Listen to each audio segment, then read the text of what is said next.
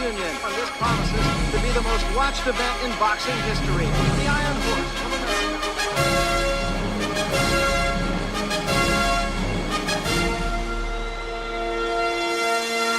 I must break you.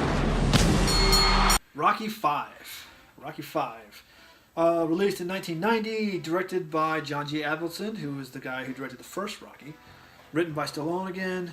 Made box office budget about $40,946,358. So it's very, very low. Yeah. Rotten Tomatoes ratings was 27%. Audience rating was 31%. So It's not much higher. not much higher. This movie, I felt, was given a bad rap in retrospect. Now, when it first came out, okay, I see why people didn't I like think it. everybody was on board. It was not. very They didn't good. like it because it strayed from the formula. Rocky had a formula, let's just face it, he had a formula. They strayed from it, but now I see at least, that it set a new formula. Yeah. It didn't stray from it so much as it started another phase in Rocky's life. So Yeah. basically, this movie picks up, of course, right at the end of the last one, right after Rocky fights the Russian, and apparently 5 years have passed since he left because his son is way bigger now. Yeah. Significantly. His son is played by his actual son, Yeah. Sage Stallone,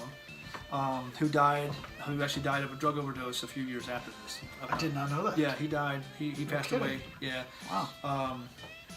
So that's probably the main reason why he wasn't in Rocky Balboa. Yeah. But he did That pass makes away. sense. So anyway, he comes home, and number one, you notice the house is completely different. Yeah. That kind of bothered me a little bit. Not a lot, but a little bit. I was like, that's not even close to the house that he had in the front. Because the last one was like, it was white and had like the columns. It was really nice. This one was. I figured they just improved it, or he moved to a different place. But this is right when he got back from Russia. That's true. It's like, he's like, okay, I'm going to go to Russia and fight the Russians. So Inconsistency. Can you guys move everything to this house? I don't know. This was the side of the house you didn't see That's the first. There we go. Get rid of that. See that? I mean, with the Rocky movies have been so consistent Yeah. with everything. That's why it bothered me. That's why I noticed it. That's what make them. That's what makes it's things like that makes this movie. stand out. Yeah, that's what makes it stand out. So you find out that Paulie had presented Rocky with his paperwork before he went to Russia, like right before, while he was probably distracted, ready to go. He's focused. Said, "Hey, this is going to be an investment opportunity in this whole thing. Can you sign this?" And Rocky, of course, he trusts Paulie, because Rocky's all about trust. When he decides someone is worthy enough to be loved by him, love is still always a constant theme. He trusts them inexplicably. And that was a mistake, because You gotta think, Paulie, is this a weakness too? it's a weak. In this case, it definitely was, because Rocky lost everything. Yeah. He lost his house, lost all his money, he lost his Harley, he lost everything. Lost his robot. Lost his robot. That was the heartbreaker right there. They should have had that. I just now thought about that, because there's a part where they have like Never an seen the auction. robot again. They had to Yeah. auction everything off. It'd been really great to see someone pick up the robot, but they didn't even show the robot. $15.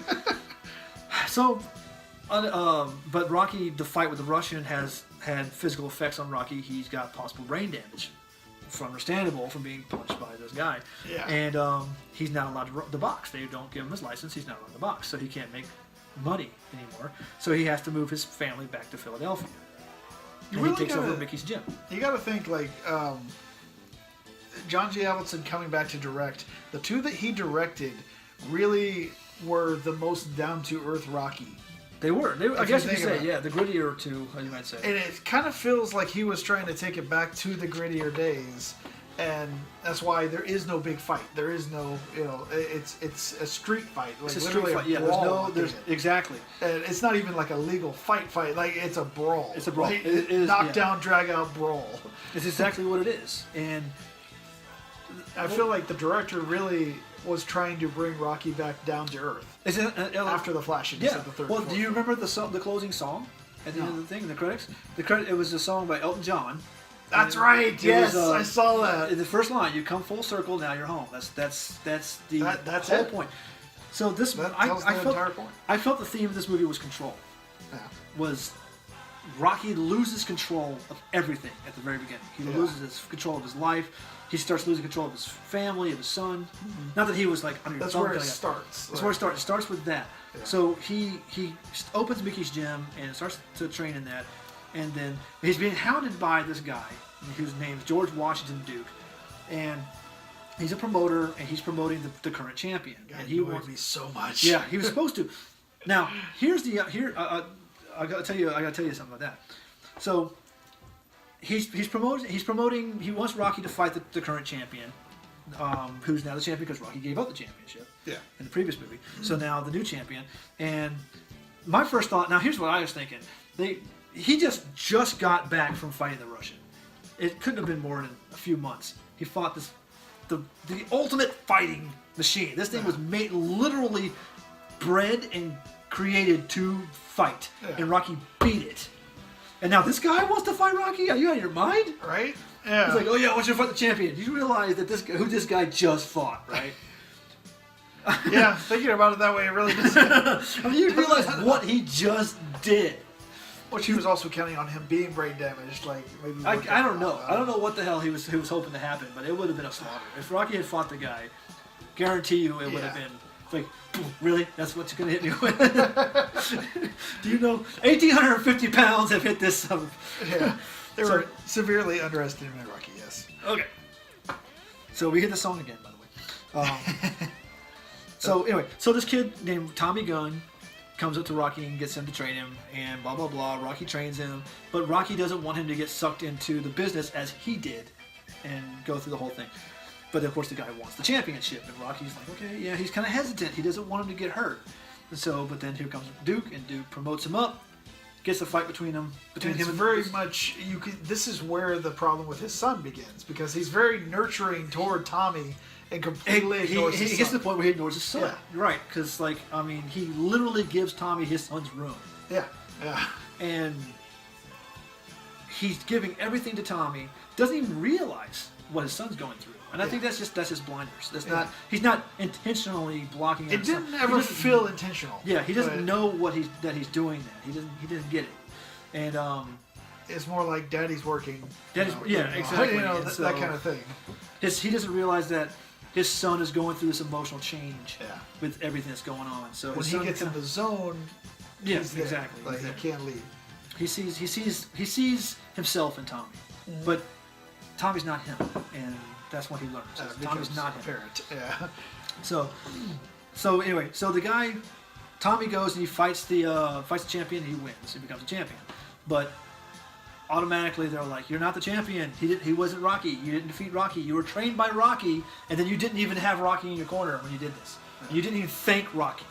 Like they're like, because at the end when he won it, he thanked the other guy. He didn't thank Rocky, and they called him on it. They said, "Hey, you're a dick. Okay, Rocky got you here, and you didn't even thank him. What the hell?" What's funny is I thought he was a dick from the beginning. When he first met Rocky, I didn't like him. Like I never liked. That's the one fault of this movie. I think is like I feel like we were supposed to like him a little bit. Yeah, you were kind of supposed to because I didn't like him about at all. his upbringing was rough. His father was abusive. Yeah. And all that kind of stuff, and maybe not. But what's interesting about Tommy, the Tommy Gunn character, is that he's the first character in the movies who were actually played by an actual boxer. Yeah. So he was played by Tommy Morrison, as you may know, who also died. He died of HIV. Really? Yeah, he actually got HIV, which is ironic because in the movie it talks about him getting wrapped up in the lifestyle and all that kind of stuff. That's exactly what happened to him in real life. That's fascinating. The George Washington Duke character was a parody or an homage, whatever you want to call it, but he was supposed to be the Don King of the movie, That right? totally makes sense, actually. Well, in real life, Tommy Morrison, Don King was his promoter. Huh. This is taking on a whole new level. Right? So right this moment. Exactly. So I'm like, didn't you watch your own movie? What the hell? Now his character, the promoter character, makes total sense to me. What was his call? What was his catchphrase? He kept saying, "Only in America." Oh. He kept saying it over and over again. He said, "Only if you want to make a drinking game." Every time someone said "Only in America," I never want to see him again. yeah. So, but that was Don King's actual saying. Yeah. So it was an obvious reference to Don King. So, I've seen the HBO movie. Yeah, exactly. Only in America. That's what it was called. Exactly. Big Rames. But anyway, so the point is, control. Going back to control. Rocky loses control of Tommy, and he loses control of his life. And Adrian tells him, "You have got to make things right with your son." So he goes and he makes things right with his son and the whole thing, and he gets that whole sense of his family back.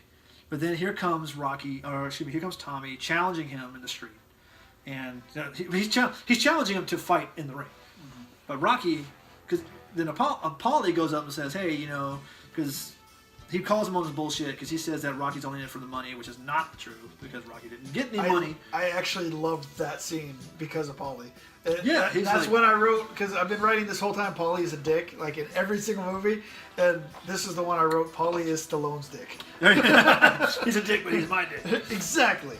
So that's how you felt at the end of that scene, like to me. Yeah, and that's what it took for Rocky to fight him. Yeah. Was him hitting Paulie. Exactly. And then Rocky takes it outside, and it's all, you know, Donkey Kong time, and they throw down. Rocky beats him. Moving on. Now, the significant thing about that, the most significant part about that, he beats Tommy, which is fine. But then he has that face-off with Duke. And Duke looks at him and goes, touch me and I'll sue, you know? And you hear the da-da-da-da-da in the background. We all knew what he was going to do. He was going to do it. But what was great about it was that was Rocky taking control back. Yeah. Because Tommy wasn't the bad guy in this movie. No. Duke was. Yeah, Duke was the guy who manipulated Tommy. Tommy was a foil, you might say, and Tommy was the guy he fought, but he was not angry with Tommy. He was angry with this guy. Yeah. This guy had all the power, had all the control. And Rocky hit him, and he said, sue me for what? Yeah. That was Rocky taking control back. Exactly. And so then he moved on, and he was able to move forward with his life, and which is a much better ending, because originally Rocky was going to die in this movie. See, yeah. That was the original plan, was to kill Rocky in the street, and he was going to defeat Tommy and lay on the ground, and Adrian was going to hold him, and he's going to die, and something. God, am I glad they didn't do that. I'm really glad. Because that would have made this the most hated movie of all time ever, was when they killed Rocky in the street by that guy. Because then they wouldn't have had the comeback of Balboa, like Rocky Balboa. Oh, don't jump ahead. So, now, what was great about this movie? Lots of really cool and subtle callbacks to previous movies. Unless you just watched them like we have, and watched them in a row. You might not have seen it. But, like, one thing I noticed, like, Rocky's fears from the third movie come true in this movie. He's afraid of losing everything he's got. Yeah. And he does. And that's ironic, because he was afraid he was going to lose it because of his own action, and he lost it because of Paulie. Okay, we see how Rocky got the boxing glove necklace. So in Rocky 2 or 3, I think it's 2. I think it's 2. He's wearing a necklace that has a boxing glove on it, a little gold boxing glove. And it's never like mentioned. You see, he's wearing it and you see it, but it's never like highlighted or mentioned. So this movie showed how he got it. That was actually my favorite scene. Yeah, a little flashback of Mickey. Yes. Giving him this Seeing Rocky Mickey Marciano's come back. cufflink. Yeah. When Mickey came back and gave that long speech. There he goes. I love that scene. I loved it because he was like, it was the angel on your shoulder speech. Yeah.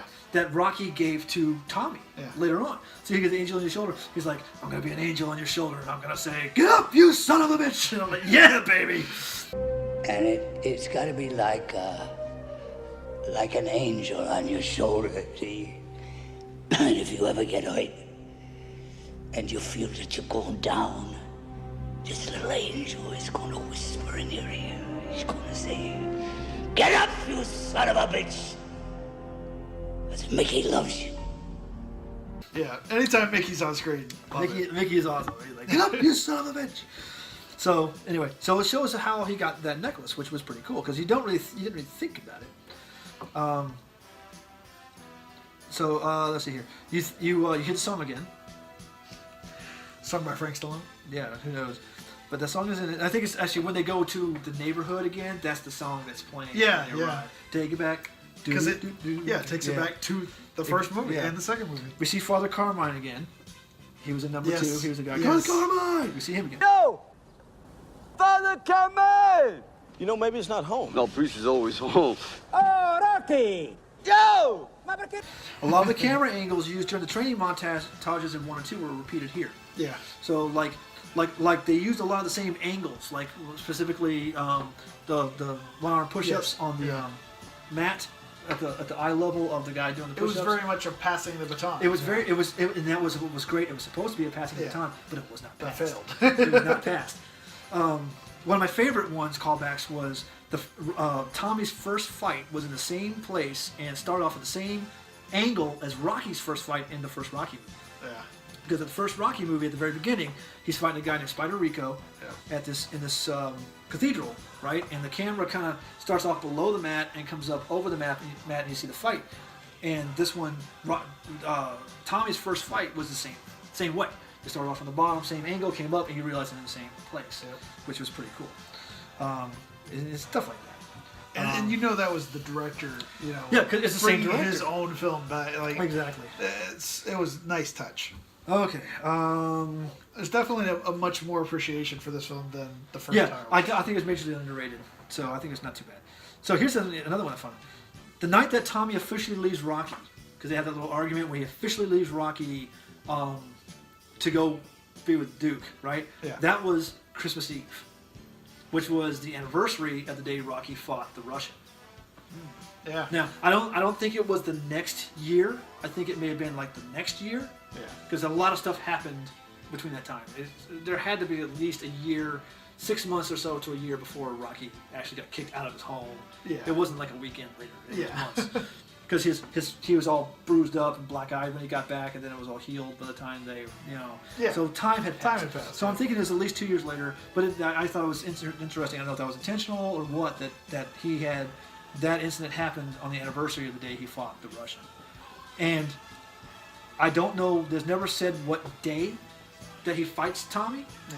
But it could have been New Year's Eve or New Year's Day around that time, because there were still Christmas decorations up. Yeah. So it could have been around that time. That's the anniversary of when he first fought Apollo. He first fought Apollo on January 1st, on the bicentennial. Wonder if that was all intentional. I don't know. That's what I'm saying. That's interesting.